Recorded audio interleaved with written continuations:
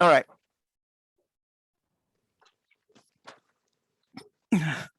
Okay, so the reason we learn geometry is not that someday we're going to use it, because most likely not many people will use it anyway in their real life. But the reason we learn that is learn how to prove something is true, which is actually is very useful, because especially nowadays, uh, there is not many people you can trust, or institutions, right? We cannot trust the government, we cannot trust the media. But then what so if someone says something is true, how do we know it? And that's actually what behind the real purpose of learning math, and especially learning geometry. And learning math, there are some real life applications. Geometry is not that much, unless you get into some kind of profession. But for most of us, we're actually not using it. Like for me, I work as an engineer for 20 years. I never actually really get used to geometry. I use algebra a lot and calculus, but not geometry. But the reason we learn that is really to learn the logic reasoning, and also how to prove something is true. So, and remember, we talked about geometry is deductive reasoning. Now, deductive reasoning has the power, if you prove something is true, it is true. Most likely it's true, doesn't matter when. Which is versus difference when you do sciences like physics and chemistry. That's called, mostly they use inductive reasoning. Now, inductive reasoning, that you will never know something is really true, because there is some new things will come up that will kind of blow up your theory. So for example, for a long time, scientists think the universe has no beginning and no end, until in the 1950s, that someone came up with the Big Bang theory, and that changed everything. But geometry, since Euclidean's time, which is more than 2,000 years ago, all the theorems that he recorded are still true today. And in geometry, there is something called proposition.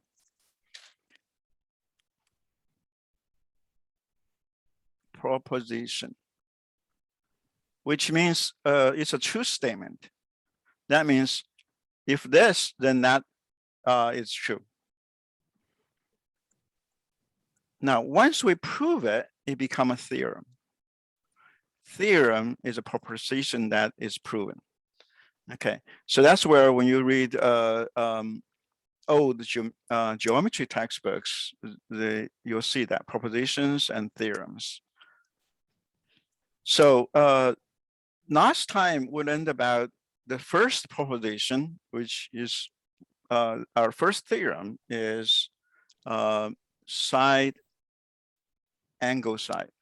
And that means when we're talking about two congruent triangles, A, B, C, and D, E, F. First of all, we need a definition. What is congruent triangles? Congruent triangle just means if you copy this triangle, and on top of this triangle, then D will match A, E will match B, and F will match C. So basically you can put them on top of each other, which is a total completely match, just exactly, kind of like exactly copy of each other. So that's called congruency. So therefore, we learned about the first proposition, which says that we have two triangles. If we have two sides, like this side and that congruent. So this thing means they are congruent. And this and that are congruent. And then this angle and that angle are congruent. Then these two triangles are congruent. That means if you copy on top of each other, you're a perfect match. And remember, in geometry, the tool we have is straight edge and compass. So basically what we're saying is that we can use straight edge compass to move this triangle on top of that triangle. Good? So today we're going to look at the second proposition. So first of all, we're going to go through the three propositions about congruent triangles. Once we have that, then that become our a foundation to prove other theorems. So those are very, very important theorems. So now we're looking at proposition 2. That means we have ABC. We know there are two triangles, DEF, that we know an angle A and angle D are congruent. So we put this means congruent. Then angle C and angle F are congruent. And then the line segment between these two angles and AC and DF, they are congruent. So basically saying if angle A is congruent to angle D and angle C is congruent to angle F and AC is equal to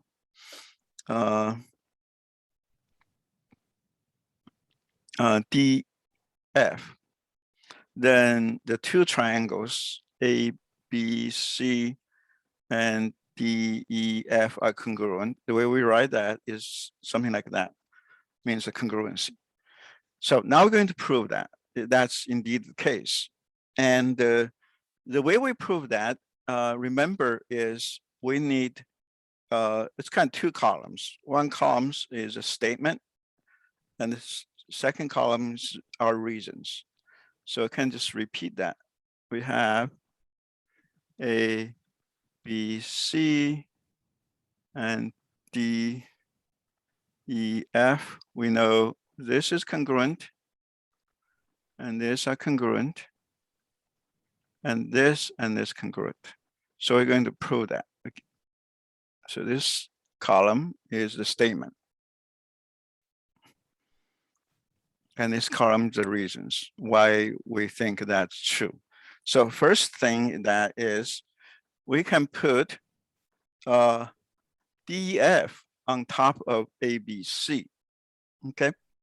And we just put the point A and point D together. So we point A on point D.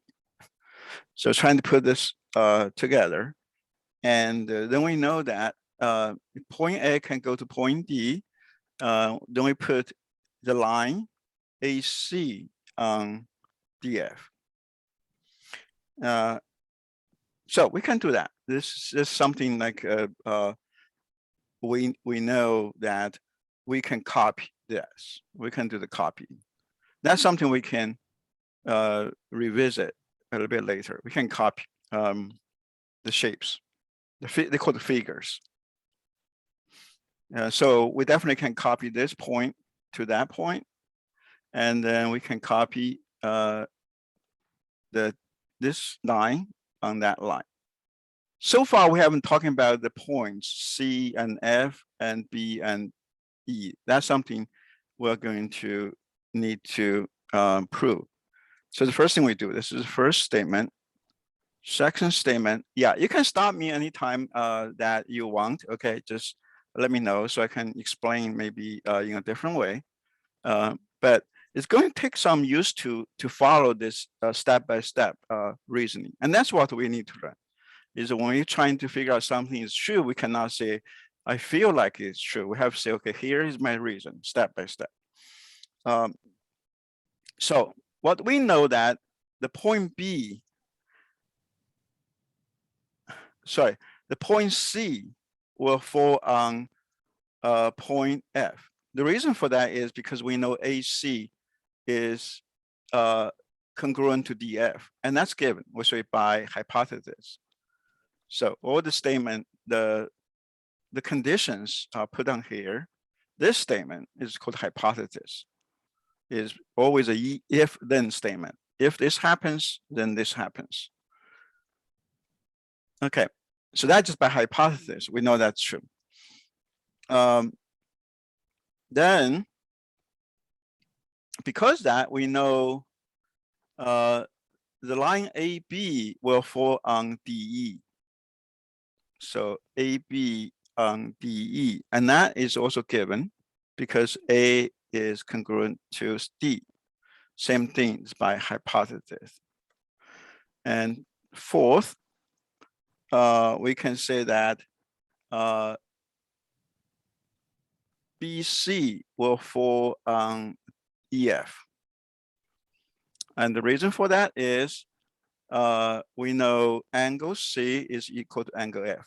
So basically, to recap, we can copy D on top of A. When that happens, we know these two lines will be on top of each other because that's given. That's because of congruency. And also we'll know this line and that line will on top of each other because the angle congruency. And this line and that line will also falling on top of each other because also the angle congruency. So by hypothesis. So once we have that, then we can say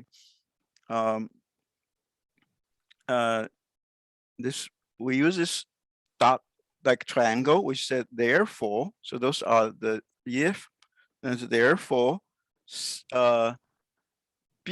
point B will fall on point E.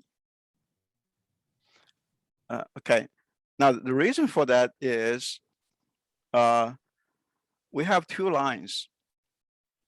One is this line, one is this line, and also this line and that line. Okay, we know this is falling on that, and this is falling on that. So this two lines going to make intersection. And so the reason we know B and E are falling on each other is because we know that two straight lines, and that's actually one of our axioms. Two straight lines can intercept at one point, only one point, at only one point, only one point. Okay. So it may not be obvious.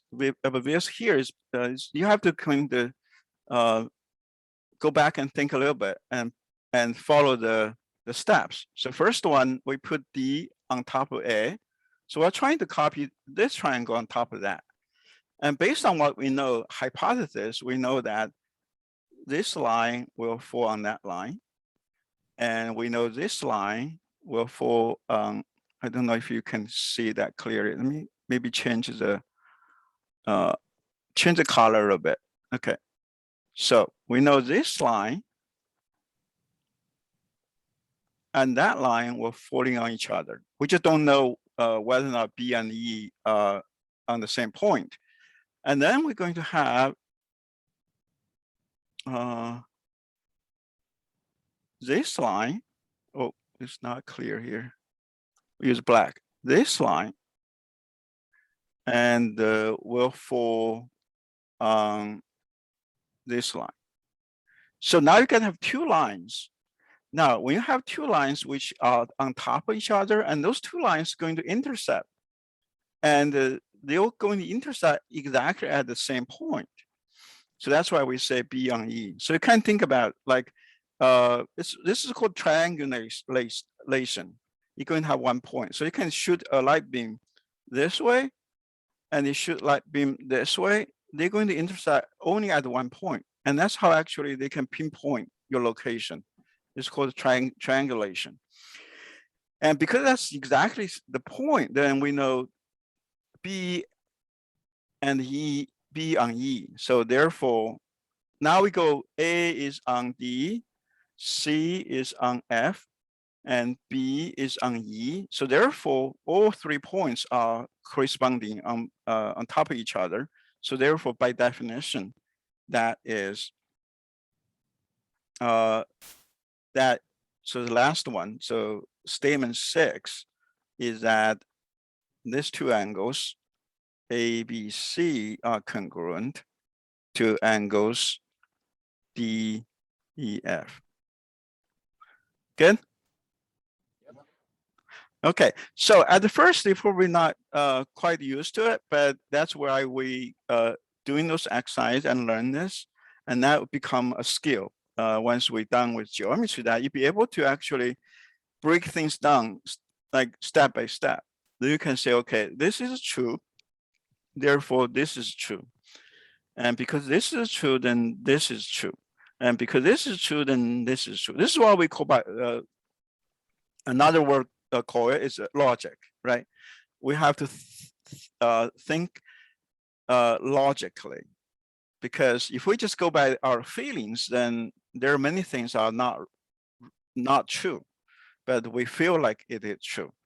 So that's why as a civilization, especially Western civilization, we develop this logic reasoning, which is the biggest contribution of geometry, which teaches us how to think logically. Good? Okay, so I'm going to recap what we learned. So far we have 2 propositions. Now it becomes theorem because we prove it. Theorem 1, if you have 2 triangles,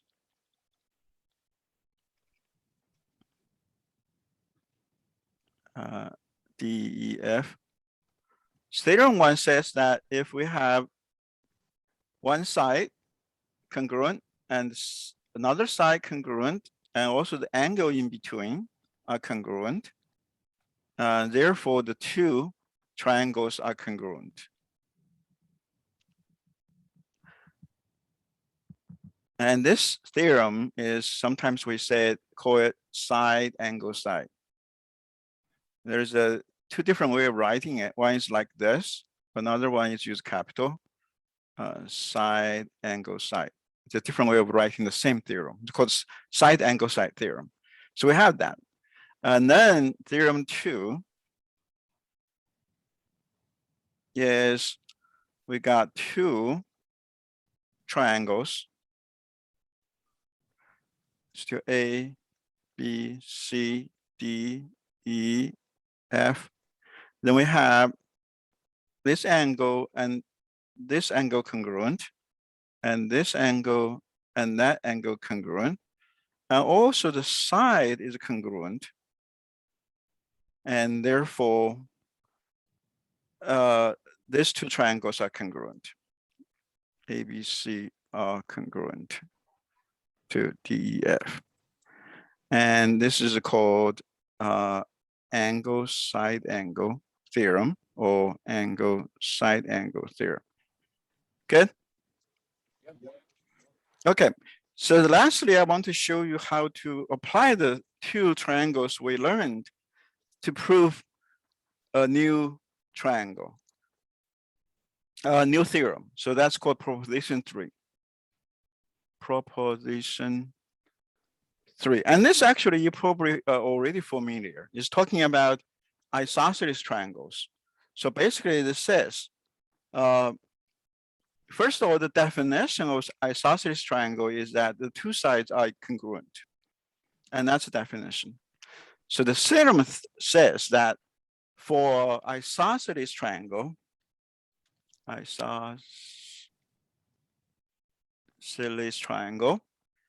and the angle A will be congruent to angle C. Okay. And so we know that it's isosceles triangle. We're going to prove that. And this actually you already learned that, right? About the isosceles triangle. Hello? Yes. Okay. So, but now we can prove it. So what we're going to prove that is we're going to make a line to help us. That means we're going to bisect this angle B. Bisect angle B. That means this angle, let's say this is 1, and this angle 2 are congruent. And we know we can do that. Well, we'll prove that next time we can do that. So if that's the case, we got 2 triangles. One is, well, this one can intersect here at this point. We know ADB, that's one triangle. Another triangle is CDB. Now, if we can prove those 2 triangles are congruent, then of course, we can conclude this angle and that angle will be congruent. Okay, so this is how we do it. And we know that AB is equal to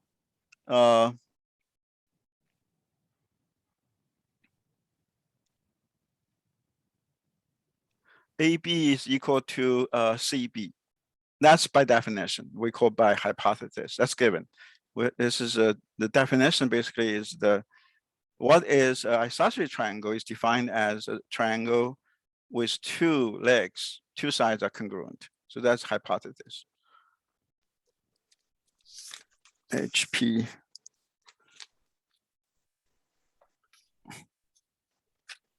Give me 1 second. HYP. Okay, HYP hypothesis. And we also know the angle 1 is equal to angle 2 is because we did bisect. That's what we did. So we know that it's true. And then we know the line BD is equal to BD, right? Because of the same line. So now what we have here is we got a triangle ABD. We got this and that congruent, and we got this side congruent because it's south, and we know have these 2 angles are congruent. That means we got side, angle, side. So that means the triangle ADB is congruent to triangle CDB, which means that angle A has to equal to angle C. Good? Does that make sense? Yes. Okay, so I'll see you next time, okay? Okay, thank you. Thank you.